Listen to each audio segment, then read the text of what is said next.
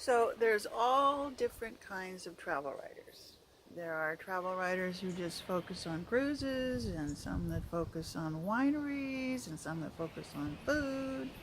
And then there are all sorts of magazines that cater to these different interests. So when you take a trip and you come home and now it's time for you to place your pieces and you are a novice, you don't have a list of editors that you just let them know you're back and have a story and they say send it on up. You have to query the magazines. And this is a different query. And in my How to Make Travel Writing Work for You booklet, I have a sample of a query to an editor. It's you're filling different needs for the editor.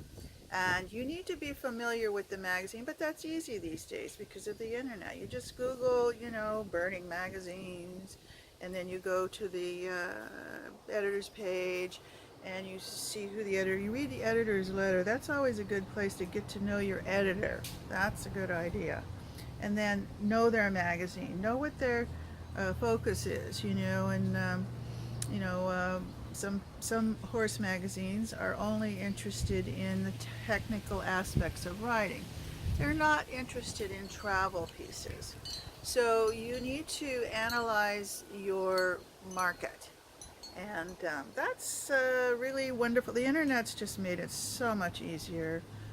And when I started those many years ago, everything was in hard copy. Now it's all online. Even the print magazines, they all have digital online magazines to supplement their print magazines.